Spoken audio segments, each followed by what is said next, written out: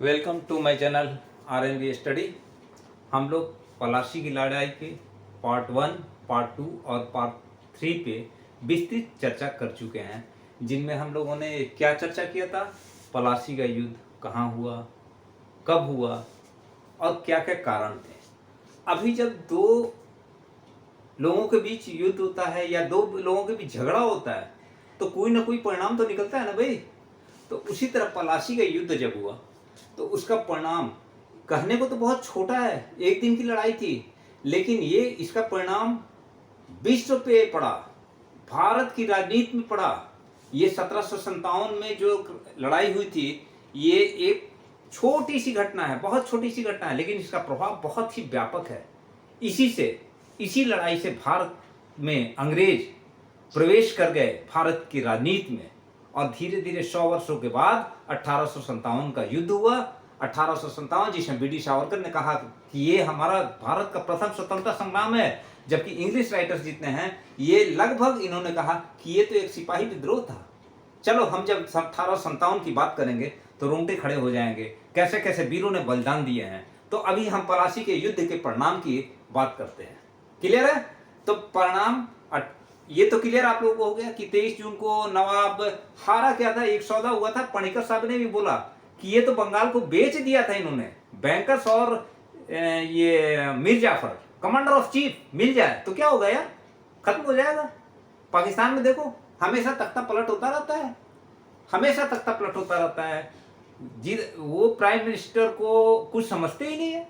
वही बात हो गई, मीर जाफर मिलकर नवाब को बेच दिया था। बैंकर्स मिल गए थे, जगत सेठ उसके रिलेटिव सारे मिल गए थे और सिराजुद्दौला को इन्होंने बेच दिया था। तो ये हुआ था 1757 में पलासी के युद्ध में। इतना बड़ा विश्वासघाती था मीर जाफर, जो सेनापति है वही बिक जाए तो फिर बचेगा क्या। तो चलो आज हम चर्चा करते हैं इसके परिणाम की। परिणाम तो क्लियर कट है, सारे लोग को पता है कि परिणाम में अंग्रेजों की जीत हो गई थी। ब्रिटिश ईस्ट इंडिया कंपनी जीत गई थी और उन्होंने जीतने के बाद किसको बना दिया, मीर जाफर को। मीर जाफर जो कि विश्वासघाती था, मीर जाफर जो कि सेनापति था और विश्वासघाती था, इसको उन्होंने बंगाल का नवाब बना दिया। और इसे बंगाल का नवाब बनाने के साथ साथ ही उन्होंने क्या किया, ये मैंने नाम लिखा है, Luke Scrafton. It's very important name, Luke Scrafton. Luke Scrafton आपको याद करना होगा, अंग्रेजी रेजिडेंट नवाब के दरबार में इसे बना दिया गया। क्लियर है?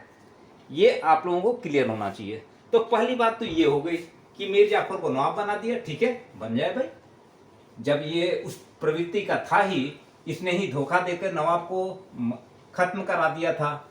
ये पूरी की पूरी कहानी खत्म हो गई थी बंगाल की। इतना बड़ा सूबा, इतना समृद्ध सूबा तो था ही नहीं इंडिया में कोई। अवध के निजाम भी इतने समृद्ध नहीं थे। तो ये खत्म हो गया बेटा। तो अब क्या परिणाम क्या क्या निकला? परिणाम इसका ये निकला, परिणाम बहुत ही दुखद निकला। पहले तो कि भारतीय राजनीति में ये प्रवेश कर दिए, ठीक है।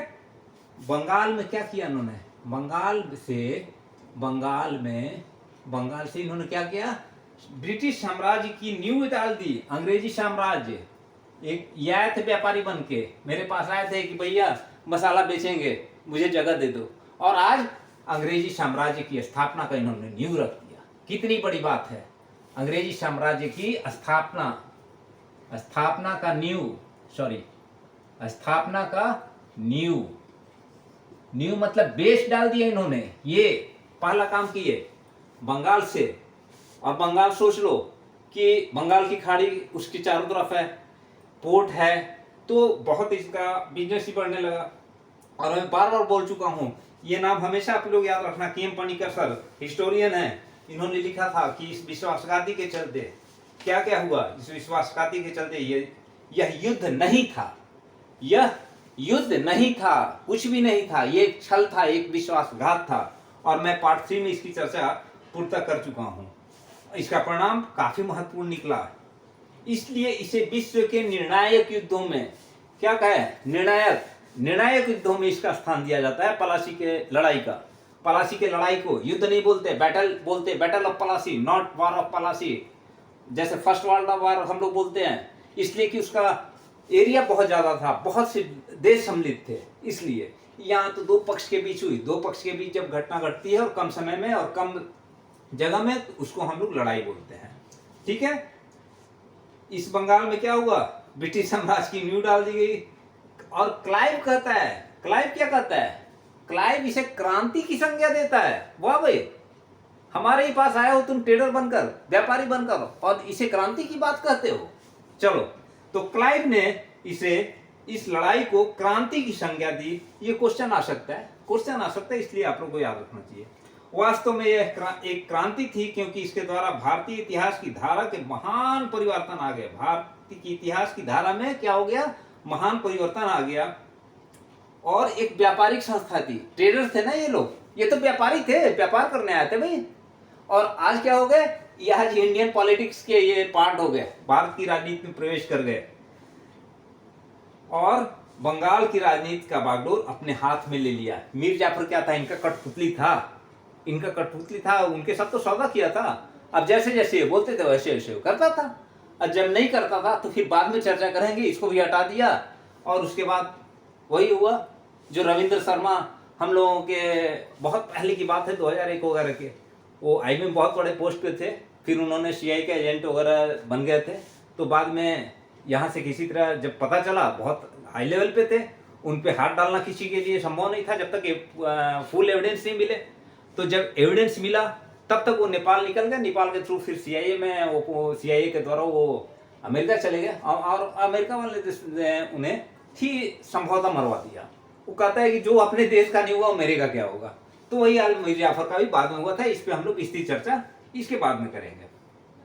तो पहला हम लोग देखते हैं कि राजनीतिक परिणाम इसके क्या निकले। राजनीतिक, किसी भी चीज का बेटा राजनीतिक परिणाम क्या होता है, आर्थिक और सामाजिक भी होता है। तो सामाजिक तो ये स्थिति थी कि रॉबर्ट क्लाइव ने लिखा है अपने एक डायरी में कि रॉबर्ट क्लाइव जब जीत गया था तो उसने एक परेड निकाला था, कलकत्ता में जुलूस निकाला था, और अपनी डायरी में उसने लिखा कि एक एक पत्थर, और क्या कर रहे थे, उसका जुलूस जा रहा था, उसके पीछे अंग्रेज के सिपाही थे, और अंग्रेज के सिपाही के पीछे जितने सरेंडर्ड सिपाही थे मिर्जा नवाब के, सिराजुद्दौला के, वो जा रहे थे, और दोनों तरफ भारतीय खड़े थे और ताली बजा रहे थे। सोचो कितने नासमझ थे हम, कितने नासमझ उस समय थे भारत के लोग कि तालियां पीट रहे थे। और क्लाइव ने लिखा है कि अगर उसमें से ये सारे भारतीय एक एक पत्थर अगर उठाकर मेरे ऊपर, मेरे और मेरे फौज के ऊपर मारते तो हम लोग मर जाते, हम लोग खत्म हो जाते, और ये कहानी ही पूरी की पूरी खत्म हो जाती। चलो, राजनीतिक परिणाम क्या निकला। पहला राजनीतिक परिणाम पे हम चर्चा करते हैं कि राजनीतिक परिणाम फिर इस चीज का होता है वो क्या निकला। पहला हुआ, इसके राजनीतिक परिणाम भारत के लिए बहुत ही घातक सिद्ध हुआ। घातक ऐसे सिद्ध हुआ कि एक ट्रेडर आया था और वो पॉलिटिशियन बन गया, पॉलिटिक्स में एंटर कर गया भारत में। ये बहुत बड़ी बात है। राजनीतिक अधिकारों का समावेश हुआ, भारत में अंग्रेजी सत्ता कायम, अंग्रेजी सत्ता एक तरह से कायम होने लगी। अंग्रेजी सत्ता, हम कहते हैं कि 1857 में इसे खत्म कर दिया गया ब्रिटिश ईस्ट इंडिया कंपनी को, और ब्रिटिश साम्राज्य ने ले लिया, लेकिन अंग्रेजी सत्ता का स्टार्ट यहीं से प्रारंभ हो गया। क्लियर है। वस्तुतः यह ब्रिटिश राज्य के लिए अत्यधिक महत्वपूर्ण था। इस लड़ाई के पश्चात मीर जाफर को बंगाल का नवाब बनाया गया, मैंने पहले ही बता दिया आप लोगों को। परंतु मीर जाफर क्या था, अयोग्य व्यक्ति था, अयोग्य था, किसी काम का नहीं था, लोलुप था, एज भी ज्यादा था, अयोग्य था। कौन? मीर जाफर।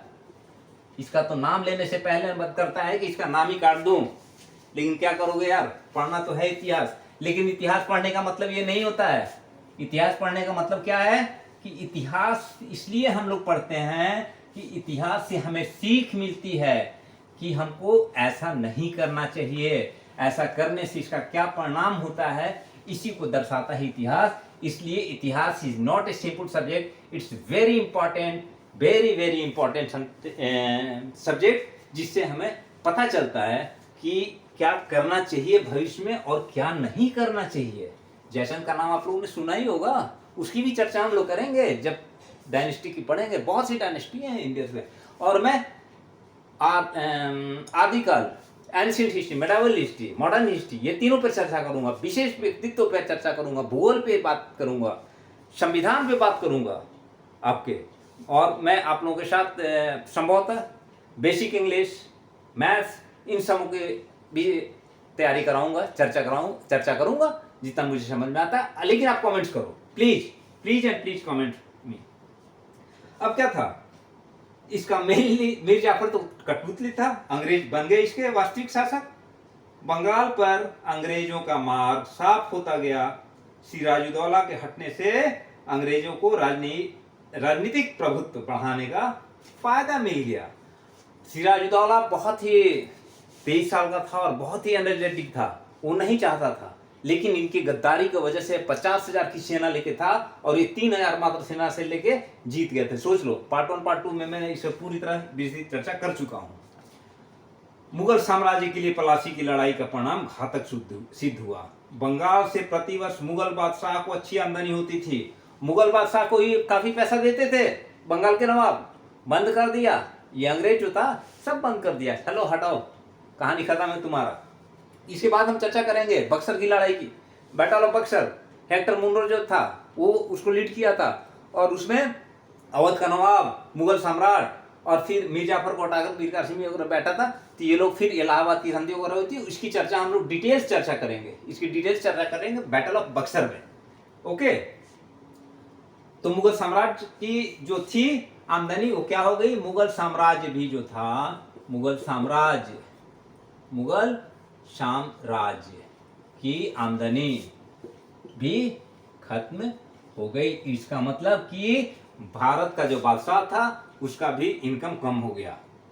और सबसे इंपॉर्टेंट बात कि अंग्रेजों को क्या पता चल गया कि भारतीय नरेश हैं, भारतीय राजा जो हैं, इनकी कमजोरी का पता चल गया है। कितना कमजोर हैं, ये आपस में लड़ जाएंगे, इनको लालच दे दो, ये कर दो, वो कर दो। और इसी कमजोरी का भरपूर फायदा ये लोग उठाया। और पूरे उत्तर भारत में कैसे, देखो बैटल ऑफ पलासी हुआ, फिर बैटल ऑफ बक्सर हुआ, तो बिहार में भी आया। तो इस तरह ये उत्तर भारत में, पूरे उत्तर भारत में धीरे धीरे अपना पैर ये फैलाना शुरू कर दिए। और आपको पता ही होगा कि धीरे धीरे ये 1857 में पूर्णतः ये खत्म हुआ और ब्रिटिश राज्य की स्थापना होगी, ब्रिटिश ईस्ट इंडिया कंपनी को खत्म करने के बाद। अब देखो आर्थिक परिणाम क्या निकला। आर्थिक परिणाम, ये तो राजनीतिक था, ठीक है। आर्थिक परिणाम बहुत ही इंपॉर्टेंट है किसी भी युद्ध का, किसी भी लड़ाई का। क्या आर्थिक, अभी यूक्रेन और रशिया में युद्ध हुआ, 2 साल से चल रहा है ना, क्या हालत होगी यूक्रेन की। और आप क्या समझते हो कि पुतिन साहब की रशिया की हालत बहुत अच्छी है, उनकी भी इकोनॉमी खराब हो रही है।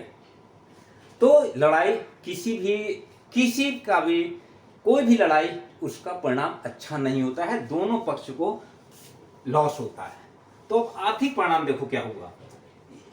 अंग्रेज को क्या हुआ, अंग्रेज खूब पैसा लुटे। अंग्रेज आर्थिक रूप से काफी मजबूत हो गए। उन्होंने क्या किया, आर्थिक रूप से बहुत मजबूत हो गए। कैसे मजबूत हुए, चलो समझ लो बात। हिस्ट्री याद करने की चीज है और मैं याद तो आपको ऐसे ही कराता हूं। मीर जाफर क्या किया, 1,17,00,000 दिया कंपनी को। 1,17,00,000। आज के दिन में मैं देखता हूं कि अभी 1963 या 64 में शायद मुझे लगता है 65 रुपए का 10 ग्राम सोना, 10 ग्राम गोल्ड, परहैप्स यही है, 63 में या 64 में लगभग 65 रुपए के आसपास का था। 2001 वगैरह में 1 से 5 के बीच देखोगे तो 5,000 रुपए का 10 ग्राम था, 5,000 रुपए का 10 ग्राम था। अभी कितना है, 70,000 के आसपास चल रहा है ना। तो ये था। तो सोच लो कि 1969 में 65 रुपए थे, तो 1,17,00,000 रुपया कंपनी को आर्थिक स्थिति ये दिया। मीर जाफर कौन दिया, मीर जाफर जो अब नवाब बन चुका था, उसने दिया। तो कितना पैसा मिल गया। और उसके बाद भी ये तो लीगल प्रोसेस में आया ना बेटा, लीगल प्रोसेस में भाई मेरे आया ये सारा पैसा। और इलीगल रूप से इनके जो कर्मचारी थे ये घूस लिए, क्लाइव ने घूस लिया, इन सबों ने घूस लिया, काफी पैसा इन सबों से वसूल किया।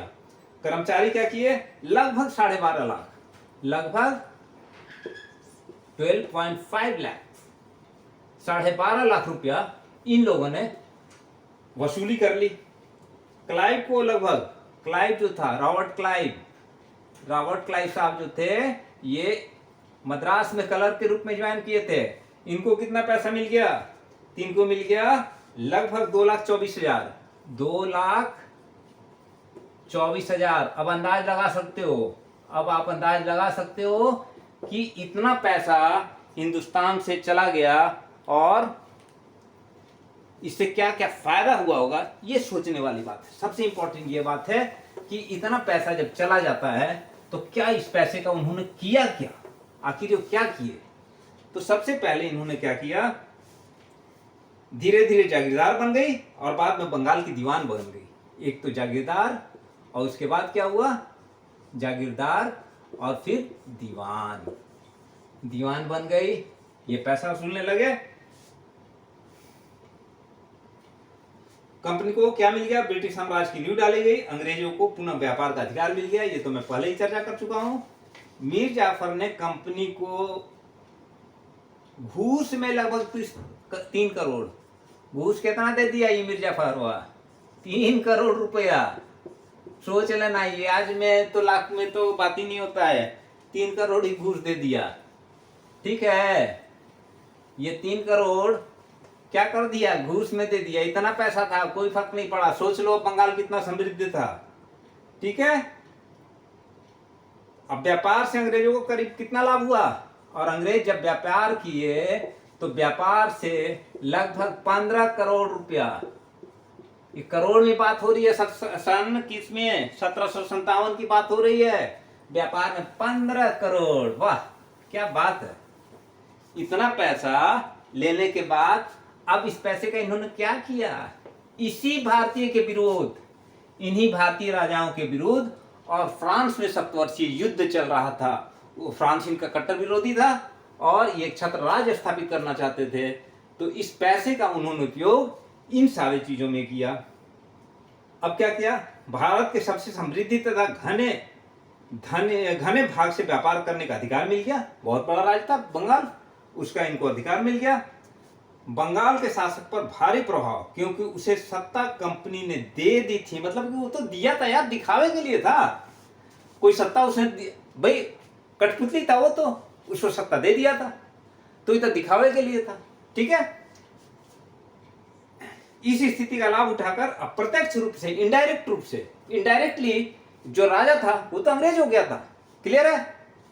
अभी देखो उसके बाद क्या होता है, बंगाल के नवाब से नजराना, भेंट, क्षतिपूर्ति के रूप में खूब पैसा वसूला कि भेंट दो भैया, भेंट दो, नजराना दो। जो नवाब करते थे नजराना दो, और क्या दो, गिफ्ट दो। ये सब करके क्या किया ये लोग, जो भी थोड़ा मोड़ा बचता था लेके हुआ ये लोग पैसा अंग्रेजों से ले लिया। ठीक है, सॉरी नवाब से लिया। और नवाब क्या करता, नवाब तो कठपुतली था, जैसा था वैसा इन लोगों के साथ कर रहा था। उसके बाद क्या किया, सबसे इंपॉर्टेंट जो था 24 परगना, ये इंपॉर्टेंट, सबसे इंपॉर्टेंट है बेटा। 24 परगना जो था ये सबसे इंपॉर्टेंट है, दैट इज 24 परगना। अब 24 परगना बहुत बड़ा प्रांत, ये जिला का लो, उसका राजस्व इसको मिलने लगा। किसको, अंग्रेज को। इसका राजस्व अंग्रेज ले लिए। ठीक है, ये मिलने लगा।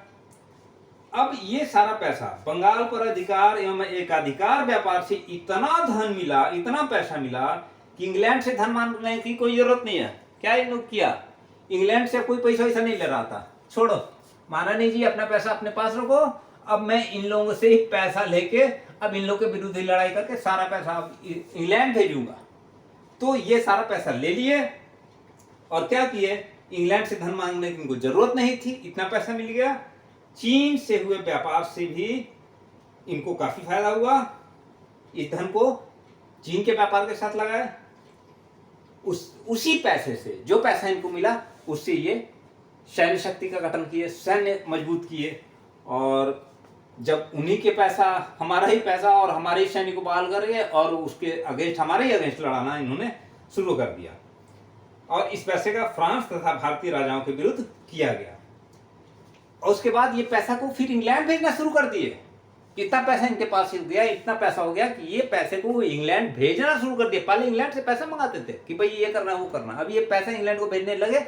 और इंग्लैंड में औद्योगिक क्रांति, इसी के चलते वहां औद्योगिक क्रांति की शुरुआत हुई इंग्लैंड में। और इंग्लैंड में औद्योगिक क्रांति की शुरुआत जो हुई उसमें हमारा ही पैसा लगा, बंगाल का पैसा लगा, भारत का पैसा लगा यार। ये था उस समय का मीर जाफर, उसी के चलते। और इस घटना से क्या हुआ? इस घटना से राजनीतिक शक्ति का उदय हुआ, कंपनी के हित राजनीति से जुड़ गया, पॉलिटिक्स में डायरेक्टली आ गए और वह प्रभुत्व प्राप्ति में जुट गई। कंपनी को भारत के शासक वर्ग की चरित्र फूट का पता लग गया।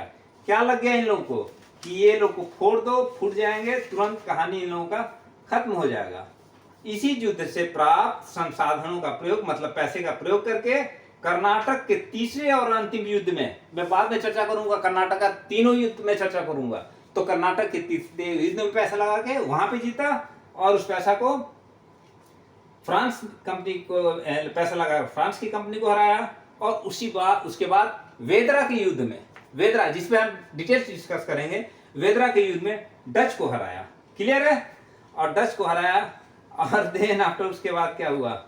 रॉबर्ट क्लाइव साहब तो मद्रास में एक क्लर्क के रूप में आए थे, लेकिन फिर वो कर्नल हो गए।